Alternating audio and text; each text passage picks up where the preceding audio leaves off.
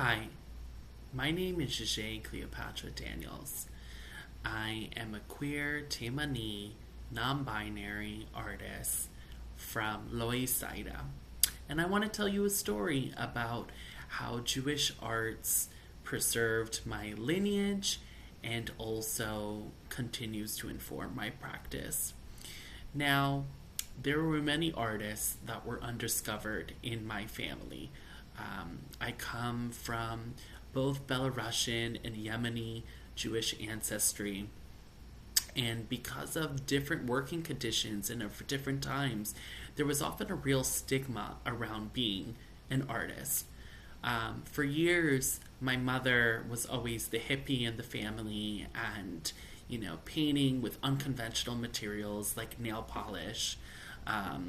And she didn't need the label to be an artist, but always found creative ways to be employed as a hairstylist, as a beautician, wherever she went. That obviously informed my fashion choices and, so much that defines me as a person. My father, on the other hand, never liked saying the A word. And for years, I would tell him, not just anyone could mirror an image and convert it to a 3D, wood block with burnings to shade it and, prop it before there was such a thing as a laser jet printer and doing it by hand. He would be able to admit that he's a wood craftsman, but not necessarily an artist.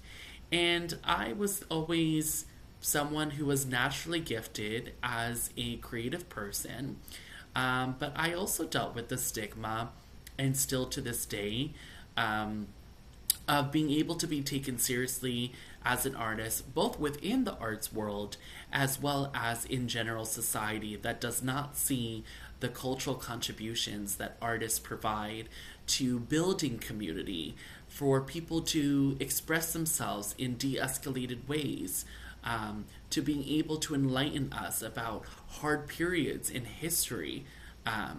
And I always turn to art to being able to touch on heavy topics, whether it's depression or mass violence or preserving memories of our ancestors. I want to take pride in my artistry and be able to even share with you some tips. Behind me, actually, if you could see, there is a photograph of a flock of sheep, in a forest in Israel, Palestine. And there is a mentor of mine named Susan Rosenberg, who's a well-known Jewish photographer. And she was challenging me and her friends to be able to take 10 different photos over the course of 10 days and being able to tag another photographer and see where the trend goes. And I was traveling at the time, across Israel and Palestine, and I wanted to be able to show beautiful parts of the country that was not focused on conflict and politics and religion, and just even the nature and the biodiversity and the architecture, because it is part of my lineage. And I just thought of one of these beautiful biblical stories of, imagining shepherds in biblical times, guiding a flock of sheep, and me being able to live and be present with all these beautiful creatures and having this magical moment that I wanted to share with the world. Now, I am a multidisciplinary artist. I love building ritual spaces to being able to create supportive environments for marginalized people to be able to truly let go. I like to do photography and act and paint. And I did not feel that art school fit for me. Not only did I not usually get in because of harsh criticism and,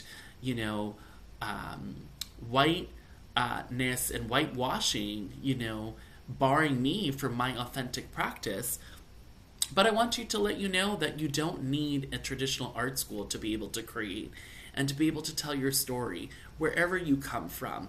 You define yourself as an artist. And I had to learn that for myself and continue to see myself grow. And you have to be able to believe not only in yourself and your work, but to be able to take that risk and show with the world what you're capable of. And I know that regardless of what other people think about my work or what institution prevents me to being able to highlight my portfolio, that I'm going to create for me because it gives me a voice, because it gives me a platform to be able to, envision a reality that we're communicating. The visual language is one of the oldest languages that does not need words, that cuts through different cultural differences. And that is one of the many things that I love about my artistry. You could feel free to follow my work online. I don't know if you could see my knuckles, but mx.enigma, mix enigma, and I would love to see what y'all are creating and how you bring all the parts of yourself to the forefront and show the world that you too are a unique and a creative individual. Thank you so much for this opportunity and listening to my story, and I hope to see what you share next. Take care.